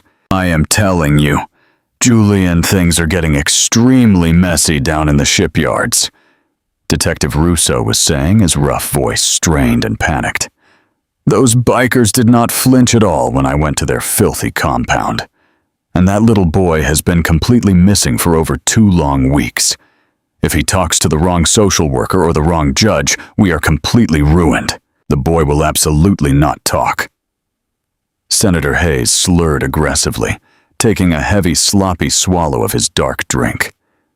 He walked heavily toward his massive wooden desk, completely bypassing the open, dark wall safe. "And if he ever does, I will personally bury him so incredibly deep in the broken foster system, he will never see the bright daylight again. As for Grizzly and his dirty leather-wearing trash, I want their shipyard compound violently raided by the end of this month. Plant the heavy narcotics if you absolutely have to, Vince. I want those animals locked in iron chains before my massive televised election gala next week." "Understood completely." Senator Russo nodded quickly, sweating slightly. "But what about the offshore bank transfers and the shipyard evictions the poor families are starting to legally protest?" Hayes spun around violently, his wealthy face suddenly twisting into a terrifying mask of pure, unhinged rage. "You do not ever talk about the stolen money," Vince Hayes spat angrily. "You just make absolutely sure my anti-crime budget keeps getting fully approved by the stupid council, and you will get your dirty cut. Now get out of my sight. Go check on my miserable, pathetic excuse for a wife upstairs. Make absolutely sure she took her heavy sleeping pills. I do not want her wandering sadly downstairs crying and completely ruining the happy mood of my private party." Behind the heavy leather chair, Ghost barely breathed. He pressed the transmit button on his secure radio exactly twice, signaling a dangerous delay to his brothers, freezing in the woods. He had just heard absolutely everything, capturing the corrupt politician's dark, cruel soul entirely. Senator Julian Hayes finally turned his back to the open, dark room. He grumbled loudly, pouring another heavy glass of his expensive, dark liquor. He was completely distracted by his own angry, corrupt thoughts, and he did not notice the open wall safe hidden in the shadows. He simply walked out of the warm, rich library, pulling the heavy mahogany door firmly shut behind him. The room plunged instantly back into complete silent darkness. Behind the massive leather chair, Ghost let out a long, incredibly shaky breath. He did not waste a single precious second. He darted quickly across the soft, expensive rug, heading straight for the open balcony doors. He slipped quietly back out into the freezing, violent winter storm. He pulled the glass doors tightly shut, carefully pressing the cold metal latch back into its secure place. The icy, bitter wind immediately ripped at his dark, thin clothing. Ghost grabbed the freezing, snow-covered vines and began his rapid, terrifying descent down the tall wall. The icy trellis groaned loudly under his weight. His thin muscles burned with absolute painful exhaustion. But the thought of the battered, brave little boy back at the garage pushed him forward. He dropped heavily into the deep, soft snow, disappearing completely into the dark, freezing night. Deep in the freezing, dark pine woods, Grizzly and Clutch waited with incredibly tight, clenched jaws. The blinding blizzard was getting much worse, dumping heavy, wet snow directly on their broad, leather-covered shoulders. They were completely numb from the bitter cold, but they refused to move an inch. Suddenly, a dark, fast shadow emerged quickly from the swirling white storm. It was Ghost. He was breathing incredibly heavily, completely covered in thick snow, but his dark eyes were shining with absolute, undeniable triumph. He quickly unzipped his waterproof tactical bag, pulling out the heavy black leather ledger and the velvet pouch full of encrypted flash drives. He handed them directly to the massive club president. Grizzly took the heavy evidence in his cold, heavily scarred hands. He looked down slowly at the dark book. This was exactly it. This simple bound leather book held the entire corrupt life of Senator Julian Hayes. It held the stolen shipyard money, the fake police budgets, and the terrible hidden truth of his broken, abusive home. Grizzly felt a deep, profound sense of dark, righteous victory. They finally had the heavy, powerful sword they desperately needed to cut the arrogant monster down. The three dangerous, completely silent men hiked quickly back to their hidden, armored truck. They climbed inside the freezing cabin, slamming the heavy doors shut against the howling, bitter wind. Clutch started the strong engine, turning the hot heater up as high as it could possibly go. They drove very slowly, navigating the treacherous icy roads with extreme caution. Nobody said a single word. The heavy emotional weight of what they had just accomplished settled deeply over them in the dark cabin. Grizzly looked out the dark, frosted window into the violent storm. He thought deeply about his own lost son, wondering silently where his boy was tonight, hoping he was warm and hoping he was safe. He could not save his own blood, but looking down at the black ledger sitting heavily in his lap, he knew he was finally going to save Toby. They drove far away from the wealthy, glowing mansions, heading straight back down the steep hill into the dark, freezing, rusting shipyards. When they finally rolled back into the Iron Wardens compound, the massive steel doors opened quickly to let them safely inside. The loud, familiar roar of the garage space heaters felt exactly like a warm, welcoming hug against the bitter cold. Rusty was standing nervously near the back office, smoking a thin, shaking cigarette. When he saw Grizzly walk proudly in, holding the black book, the old mechanic let out a long, heavy sigh of pure, absolute relief. Grizzly did not stop to celebrate with his brothers. He walked straight into the bright, glowing tech room. Glitch was still sitting right in the same rolling chair, completely surrounded by empty energy drink cans, staring deeply at the scrolling, complex green code. Grizzly tossed the heavy black ledger and the thick velvet pouch directly onto the messy desk. Glitch immediately stopped typing. His pale, tired eyes went incredibly wide. He carefully dumped the small, encrypted computer drives onto the table, treating them exactly like they were fragile pieces of pure gold. "We finally got it," David Grizzly said, his deep voice incredibly tired, but incredibly fierce. "We got absolutely everything he was hiding. Now, you need to open these digital doors, and you need to show us exactly what the corrupt senator is trying to keep entirely secret." Glitch grabbed the very first flash drive, plugging it quickly into his secure, heavily modified laptop. A bright red flashing warning instantly popped up on the center screen, lighting up the dark room. Glitch frowned deeply, leaning much closer to the harsh, bright light. "This is incredibly complex," Grizzly, the young hacker, whispered, shaking his head slowly in pure frustration. "The senator is completely legally paranoid. He used military-grade, heavy digital locks on every single file on this drive. If I guess the wrong password just 3 times, the drive will automatically melt its own memory permanently, deleting all the crucial evidence inside." Grizzly crossed his heavy muscular arms, his face turning incredibly hard. "Then, do not ever guess," David Grizzly commanded softly. "Use the physical book to find the real key."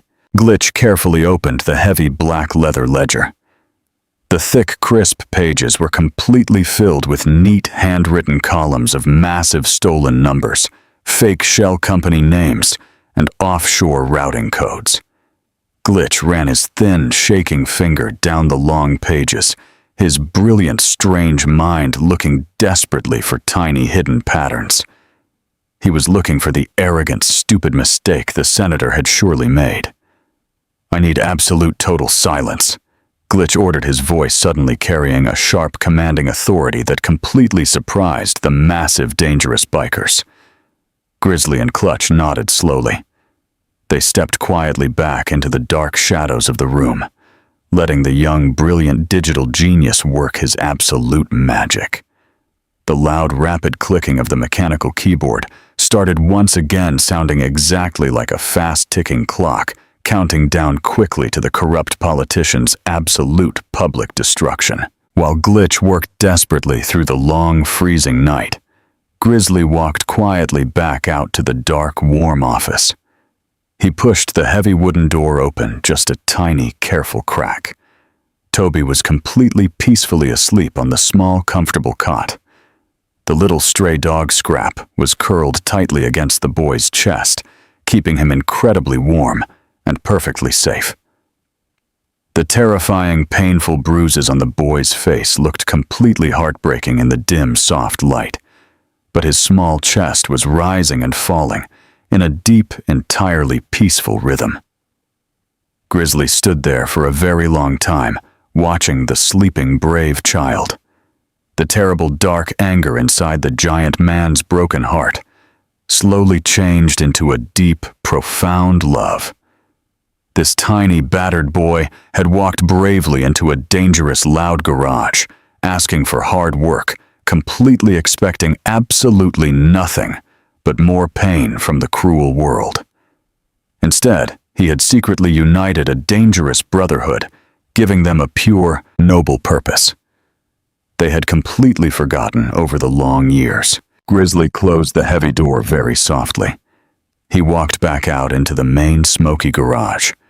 The winter sun was just starting to rise slowly over the freezing dark waters of Lake Superior, casting a cold, gray, icy light through the high, dirty windows. Clutch walked over quietly, handing his massive president a fresh, hot mug of bitter black coffee. "We have a very serious, immediate problem, Grizzly," Clutch whispered, his dark eyes deeply serious and troubled. When Ghost was hiding quietly in the dark library, he heard Hayes talking clearly to Detective Russo. The senator officially ordered a massive, heavily armed police raid on our entire compound. He explicitly told Russo to actively plant heavy narcotics in our garage. He desperately wants us all locked up in iron chains long before his big televised election gala happens next week. Grizzly took a slow, bitter sip of his hot coffee. He looked calmly around the massive, messy garage, looking directly at the heavy custom bikes, the scattered tools, and his loyal, tough brothers. The corrupt senator was completely, utterly desperate. He was aggressively trying to sweep his dirty, violent problems right under the heavy rug, entirely unaware. The Iron Wardens now held the matches to burn his entire fake house down. "Let them come," Grizzly said softly, a dark, incredibly dangerous smile returning entirely to his heavily scarred face. "Let the corrupt, heavily armed police come, and let them desperately try to tear this dirty garage apart. We are going to completely clean house today. We are going to pack away every single illegal weapon, every spare part, and we are going to leave them absolutely nothing to find in the dirt." Grizzly looked back toward the glowing tech room, where Glitch was still typing, furiously decoding the dark secrets. Because while the angry, corrupt cops are entirely busy searching our completely empty garage, we are going to completely hijack the senator's big, beautiful televised party. The sun rose much higher over the freezing dark waters of Lake Superior. The Iron Wardens moved with absolute terrifying speed. They were completely transforming their dirty, chaotic garage. Grizzly barked heavy, strict orders. Every single unregistered illegal firearm was carefully packed into heavy wooden crates. Every stolen custom motorcycle part was quickly loaded into the back of unmarked heavy box trucks. They were completely purging their own beloved home.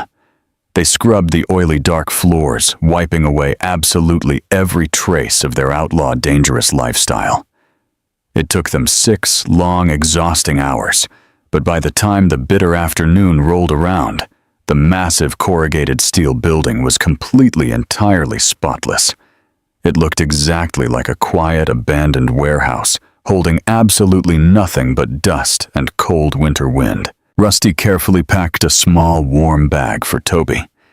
He put extra thick blankets inside, along with a large, fresh bag of dog food for Scrap.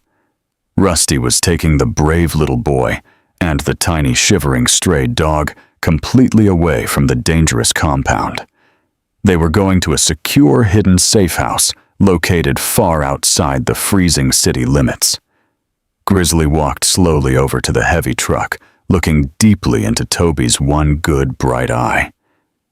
"You stay completely hidden, little man," Grizzly said softly, his massive, scarred hand gently petting the small dog resting in Toby's fragile arms.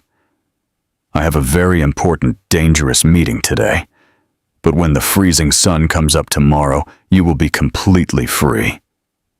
Toby nodded slowly, a pure, innocent smile finally breaking through his terrible, fading bruises.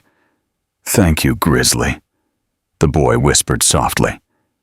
Grizzly felt that heavy, familiar ache in his chest, completely replaced by a fierce, undeniable pride.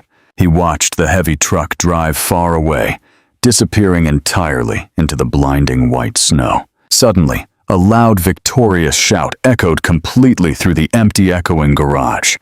It came directly from the bright, glowing tech room. Grizzly and Clutch ran quickly inside their heavy boots, thudding loudly on the cold concrete. Glitch was standing up, his rolling chair knocked entirely backward onto the floor. He was pointing wildly, his thin fingers shaking at the massive center computer monitor. "I finally cracked it, Grizzly." Glitch gasped loudly, completely out of breath, his pale face shining with pure excitement. The arrogant, greedy senator used his own secret offshore bank account number as the primary digital encryption key. He actually thought he was completely, entirely untouchable. Grizzly leaned much closer to the bright, glowing screen. "What exactly are we looking at, David?" Grizzly asked softly, his dark eyes scanning the massive, scrolling lists of complex files. We are looking at his absolute total destruction. Glitch answered quickly, opening a hidden encrypted folder. This is not just a simple financial ledger. It is a massive, detailed extortion database. Glitch clicked his mouse quickly, bringing up clear, undeniable surveillance photos, hidden audio recordings, and scanned illegal contracts. He has been actively stealing millions of taxpayer dollars from the new anti-crime task force. But he is also using that stolen dirty money to aggressively bribe the local city council. I have solid digital proof of offshore wire transfers going directly to the city mayor. I have clear, undeniable photos of 2 wealthy circuit court judges happily accepting heavy cash bribes in illegal underground card rooms. Glitch clicked another separate folder labeled heavily with the word shipyard. And right here, Glitch continued, his pale face tight with absolute anger. I have the entire illegal eviction plan. He is secretly paying Detective Russo and his corrupt police squad heavy cash bonuses to harass our poor families. He completely planned to bulldoze this entire freezing neighborhood by next spring. He wanted to aggressively evict everyone just to build massive, expensive lakeside mansions directly over our broken homes. Clutch let out a low, deeply impressed whistle. The entire city government is a massive, corrupt house of cards, Clutch whispered softly, shaking his head in total disbelief. And we currently hold the absolute bottom floor. We can bring the whole thing completely down. Copy every single file Grizzly ordered instantly, his deep voice cold, completely resolute, and terrifyingly calm. Transfer all the dirty audio, the illegal video, and the financial ledgers to a dozen clean, highly secure flash drives. I want backup copies hidden safely in St. Paul and Minneapolis before the freezing midnight hits. If anything terrible happens to us tonight, this digital data gets sent directly to the federal authorities and every major news network in the entire country. What about the massive televised election gala? Clutch asked, looking deeply at his scarred president. Senator Hayes is proudly taking the grand stage tonight, right at the downtown Grand Hotel. The entire city elite will be there. The wealthy donors, the police chief, the local press. They will all be watching his big speech. Grizzly turned around slowly, a highly dangerous predatory glint shining entirely in his dark eyes. We give the corrupt senator exactly what he desperately wants. We give him a massive, unforgettable spectacle. We completely hijack his beautiful, expensive party. But we are going to deeply need a heavy distraction. Detective Russo is absolutely itching to raid this dirty garage today. He wants to plant his heavy drugs and lock us all away. I say we politely let him try. Clutch frowned deeply, completely confused. If we are completely locked up in iron chains here, how do we successfully hit the fancy gala tonight? We do not all get locked up. Grizzly smiled softly. A brilliant, terrifying plan completely forming in his mind. Just me. You take the heavy bikes, Clutch. You gather the entire massive Brotherhood.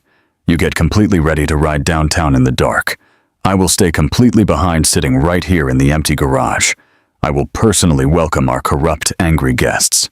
Glitch Grizzly added, looking at the young, brilliant hacker. Before you pack up your fast computers, I deeply need one last massive favor. I need you to set up hidden high-definition cameras right out there in the main garage. I want them completely invisible, tucked safely into the high ceiling beams. And I absolutely do not want them recording to a simple smashable hard drive. I want them streaming live directly to a highly secure cloud server and straight into the private email inbox of the State Police Internal Affairs Division. I want the good cops to carefully watch the bad cops work. Glitch smiled a wide, entirely wicked grin. Consider it completely done, boss. 2 quiet, tense hours later, the Iron Wardens compound was entirely, completely silent. The heavy trucks were gone. The loud motorcycles were completely gone. Glitch had vanished into the freezing storm, securely carrying his heavy servers. Grizzly was entirely alone. The massive corrugated steel garage felt incredibly empty, completely stripped of its usual loud chaos. Grizzly sat very calmly in the exact, absolute center of the massive room. He was lounging comfortably in a worn, heavy leather armchair. He lit a thick, expensive Cuban cigar, blowing a long gray plume of fragrant smoke up toward the high, cold ceiling. He rested a warm cup of bitter black coffee on a wooden crate right next to him. He was completely, perfectly ready for the storm. At exactly 3 o'clock in the freezing afternoon, the quiet, peaceful silence was violently, completely shattered. The loud, screaming wail of heavy police sirens entirely tore through the bitter wind. 4 massive, heavily armored SWAT vans and half a dozen unmarked dark police cruisers tore aggressively down the snowy dirt road. They completely smashed through the heavy iron front gates of the rusted scrapyard. Their thick tires screeched loudly on the icy asphalt, completely surrounding the quiet, empty main garage. Dozens of heavily armed officers, clad entirely in dark tactical gear, carrying heavy assault rifles, violently swarmed the snowy property. They looked exactly like a massive, angry army, completely ready for a violent, bloody shootout. The heavy bay door suddenly burst open with a loud, terrifying crash. Detective Vince Russo kicked his way inside his dark weapon, raised high, his face completely red with pure adrenaline and anger. "Nobody move!" Russo screamed loudly, his rough voice echoing violently off the empty steel walls. "Get your dirty hands completely up right where I can clearly see them." The heavily armed tactical team quickly flooded the massive main room completely, expecting a massive, violent firefight with dangerous outlaws. Instead, they all froze entirely in their heavy boots. They lowered their heavy rifles slowly, looking around in complete, total confusion. The massive, dangerous clubhouse was completely, incredibly empty. The old pool tables were neatly covered in clean dust sheets. The wooden bar was completely wiped clean. There was absolutely not a single illegal weapon, not a single bag of dirty contraband, not even a stray empty beer bottle in clear sight. Sitting calmly in the exact center of the vast empty room, completely ignoring the heavy pointed rifles, was Grizzly. He took a very slow, deep drag from his thick cigar, completely unbothered by the violent armed intrusion. He looked exactly like a peaceful king sitting alone in his quiet castle. "You are incredibly late, Vince," Grizzly rumbled softly, his deep voice carrying absolutely no fear, blowing the thick smoke directly toward the angry detective. "I politely expected you right before lunch." Detective Vince Russo slowly lowered his heavy black assault rifle. His face was turning a deep, ugly shade of red. He looked completely, utterly confused. He aggressively scanned the massive, empty garage, entirely unable to comprehend what his eyes were seeing. He had fully expected a violent, bloody shootout. He had heavily armored his men entirely ready to completely destroy the dangerous motorcycle club. But there was absolutely nobody here to fight. "Where are your dangerous men, Grizzly?" Detective Russo demanded loudly, his rough voice echoing in the cold room. "Where are all the heavy, loud motorcycles?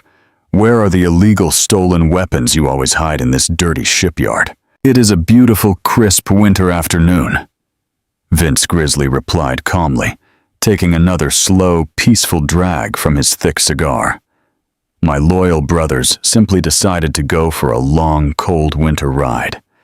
I stayed completely behind, sitting right here in the quiet, because I really needed to catch up on some peaceful reading." Russo completely lost his temper. The arrogant, confident smile entirely vanished from his sweaty face. He realized instantly that Senator Hayes was going to absolutely destroy his career if he did not deliver the bikers in iron chains today. Tear this entire filthy place completely apart, Russo screamed wildly to his heavily armed tactical squad. Check under every single floorboard. Break open the cold ceiling tiles. Bring in the angry barking police dogs. Find the illegal stash right now. For the next 3 long, agonizing hours, the corrupt police squad practically dismantled the entire Iron Wardens compound. They were incredibly violent, deeply frustrated, and completely reckless. They used heavy steel crowbars to completely rip down the thick drywall. They aggressively smashed the beautiful old wooden bar into tiny, useless splinters. They dragged loud barking K9 units through the cold garage bays, desperately sniffing every single dark corner for hidden drugs or illegal gunpowder. They completely destroyed the physical building. Grizzly did not move a single massive muscle.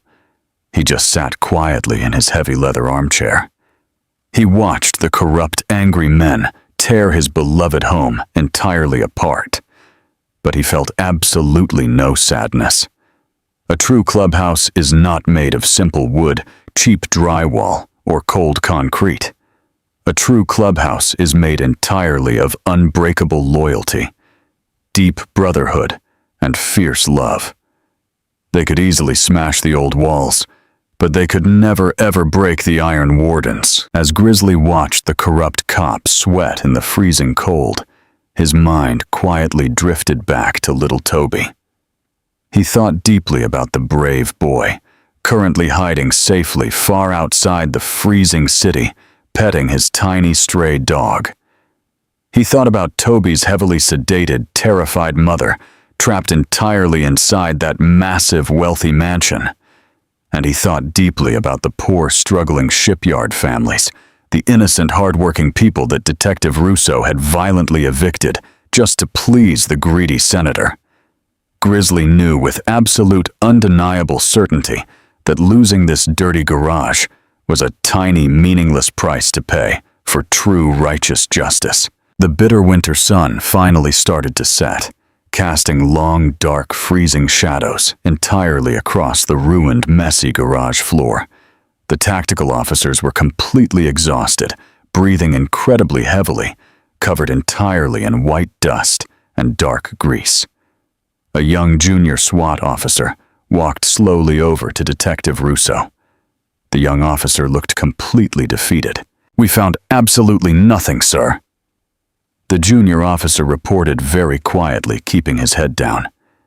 "The entire property is a complete total ghost town. There are absolutely no drugs, no illegal guns, and no hidden ledgers." Detective Russo felt a cold, terrifying panic grip his corrupt heart. He looked frantically around the ruined, empty room. If he returned to Senator Hayes completely empty-handed, his own life would be entirely ruined. The greedy politician would violently throw him right under the heavy bus, completely blaming him for the entire failed raid. Desperation finally completely took over his panicked mind. Russo aggressively waved the tired SWAT team out of the immediate area. "Go wait outside in the freezing trucks," Russo ordered angrily. "I need to have a very private, serious conversation with the club president." The tired, freezing officers gladly left the ruined building, leaving Russo entirely alone with Grizzly. Russo walked very slowly toward the massive biker. His face was twisted into a dark, entirely malicious sneer. He reached his heavy hand deep into his thick black tactical vest. He pulled out a large, heavy brick, completely wrapped tightly in dark brown packaging tape. It was a massive kilo of pure illegal cocaine, quietly confiscated from a violent cartel bust many weeks ago. Russo had secretly kept it hidden completely, planning to use it for exactly this dark, corrupt moment. He tossed the heavy taped brick directly onto the small wooden crate, right next to Grizzly's warm coffee cup. It landed with a loud, heavy thud. "Well, look exactly what we finally found hiding in your dirty garage," Russo sneered loudly, a crooked, evil smile returning entirely to his sweaty face. "It looks exactly like we finally located your secret stash, Grizzly. possession of a massive federal brick with pure intent to distribute to the city. That is a mandatory, non-negotiable 20 years in a cold federal prison. You are entirely done. Your violent club is completely over. Grizzly did not blink. He did not yell. He did not jump out of his heavy chair, and he did not reach for his hidden combat knife.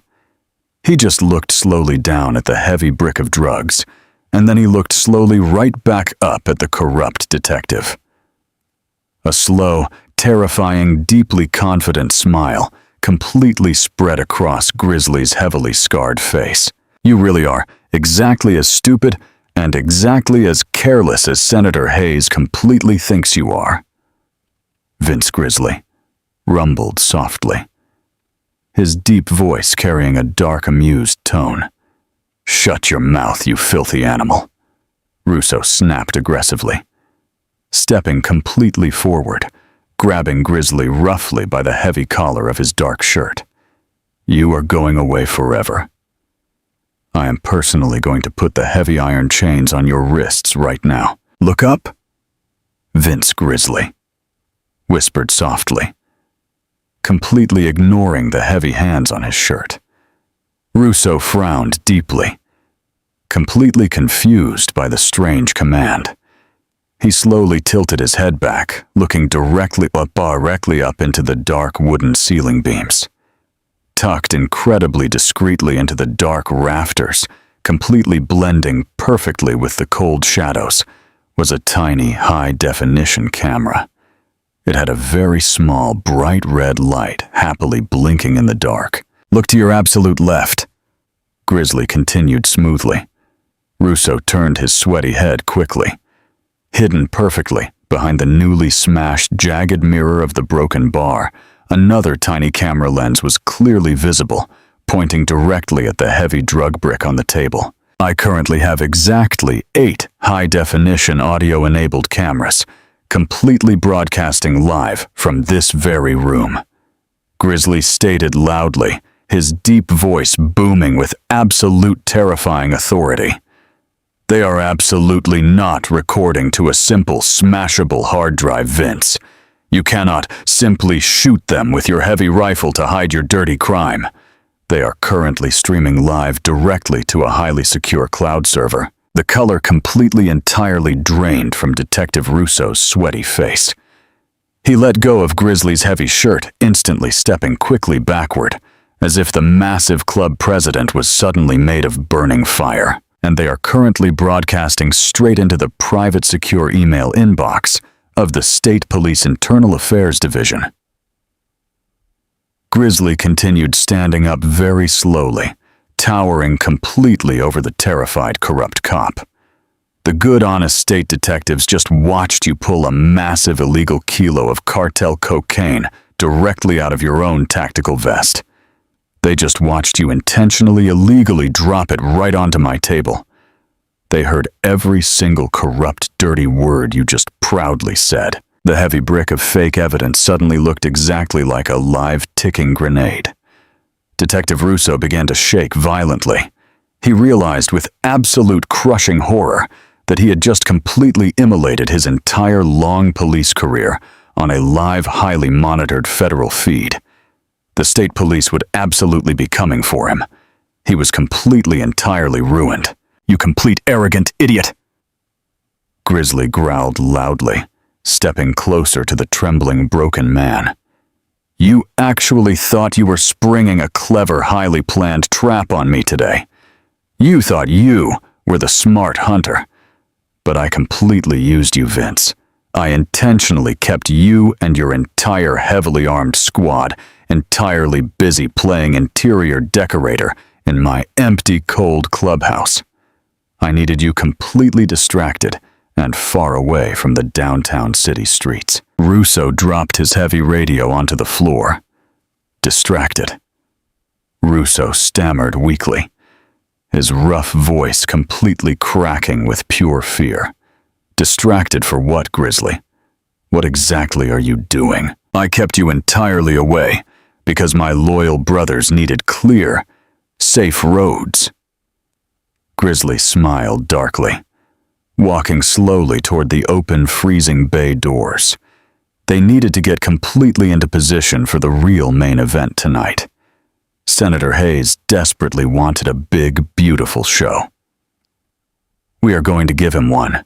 10 freezing miles away in the dark labyrinth of icy service alleys, directly behind the luxurious Grand Hotel, 3 heavy unmarked delivery trucks quietly pulled up to the large concrete loading dock.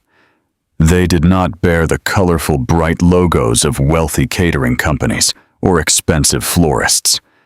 The back heavy metal doors rolled up in total perfect unison. Inside the dark, freezing trucks, sitting entirely atop 50 Ealing customized, incredibly loud Harley-Davidson motorcycles were the combined dangerous forces of the Iron Wardens. Clutch sat completely ready at the very front of the massive, angry pack. He was dressed strangely in a sharp, tailored black tuxedo, but the expensive suit barely concealed his heavy muscle and his dark, intimidating tattoos. The Iron Wardens were completely ready to crash the biggest, most expensive political party of the entire decade. The absolute reckoning had finally arrived. The grand ballroom of the Grand Hotel was absolutely, undeniably breathtaking. It was a massive, glowing sea of expensive silk, sparkling diamonds and dark, perfectly tailored suits. Beautiful, bright crystal chandeliers cast a warm, soft, golden glow over the 300 wealthy guests. These people were the absolute elite, the most powerful, rich, and influential individuals in the entire freezing state. Waiters in crisp, clean white jackets circulated very quickly, carrying heavy silver trays of incredibly expensive champagne and tiny, delicate foods. A soft, elegant string quartet played beautiful classical music in the far corner, completely drowning out the bitter, freezing storm raging violently outside the tall glass windows. It was a perfect, highly protected, completely untouchable world of extreme wealth. At the very front of the massive, glowing room, sitting directly below the grand, brightly lit wooden stage, was Sarah Hayes. She was Toby's mother. She wore a stunning, incredibly expensive emerald green silk dress. But if anyone in the busy room actually stopped to look closely, they would easily see her posture was completely unnaturally rigid. Her pale, beautiful hands were trembling slightly in her silk lap. Her dark, sad eyes were entirely glazed over, clouded completely by the heavy chemical obedience her cruel husband forced down her throat every single evening. She felt entirely empty, completely trapped forever, inside a beautiful, glowing, highly secure cage. Her mind was foggy from the heavy pills, but her broken heart was screaming loudly in the dark. She thought only about her brave, tiny son, Toby. She prayed silently to the dark, freezing sky, hoping her little boy had finally run far away, hoping he was completely safe from the absolute monster standing proudly on the stage right above her. Senator Julian Hayes looked exactly like a perfect, conquering political hero. He stood proudly and confidently behind a heavy wooden podium, emblazoned brightly with the golden state seal.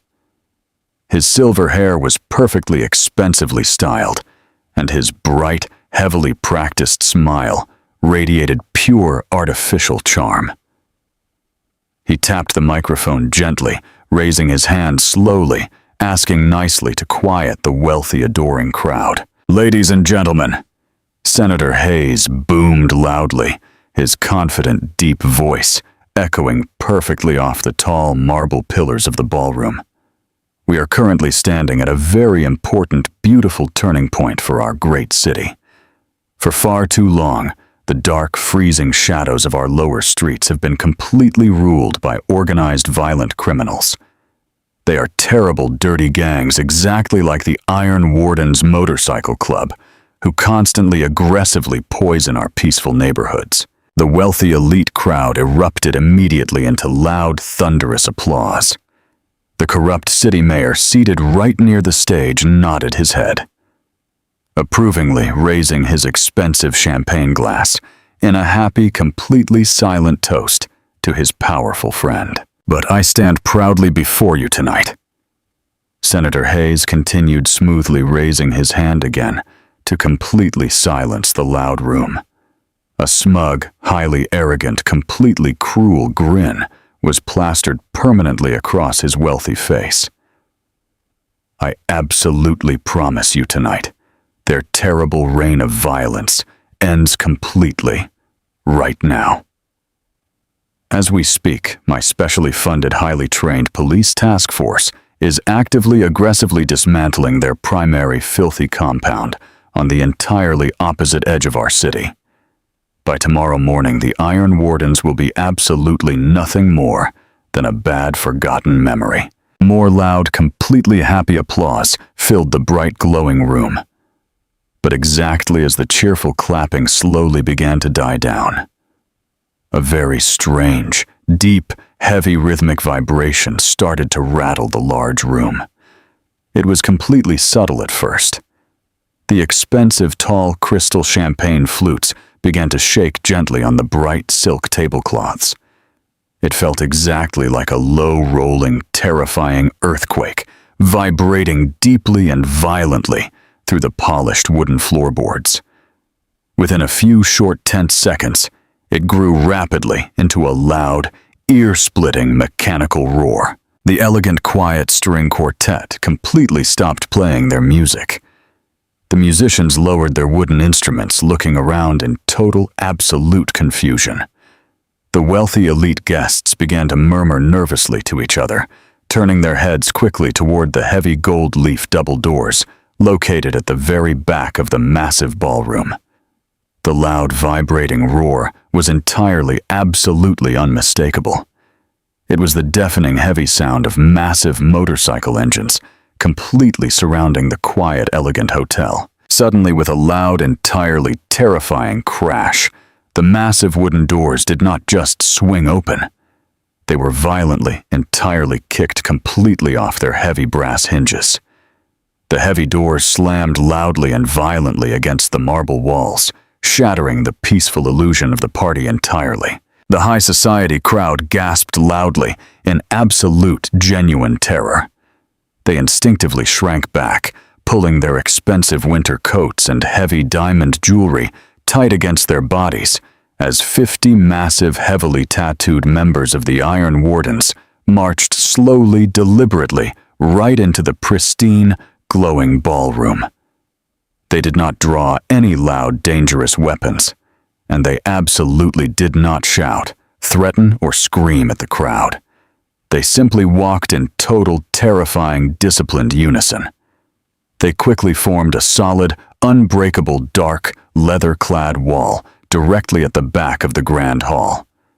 The sheer, overwhelming physical presence of the towering outlaws completely drained the warm, comfortable air right out of the room. Clutch stepped slowly, confidently forward, walking straight down the center aisle. His tailored black tuxedo jacket stretched incredibly tightly over his broad, muscular shoulders. He wore his heavy, intimidating Iron Wardens patch, proudly sewn directly onto his lapel, serving as a dark, undeniable symbol of absolute rebellion in the massive sea of wealthy compliance. Right beside him was the wiry, incredibly fast prospect, Ghost. Up on the bright, glowing stage, Senator Hayes completely stopped speaking mid-sentence. His arrogant, perfect smile instantly vanished into thin air, entirely replaced by an expression of pure, unadulterated panic. He gripped the hard wooden edges of the podium so incredibly hard, his knuckles turned entirely bone white.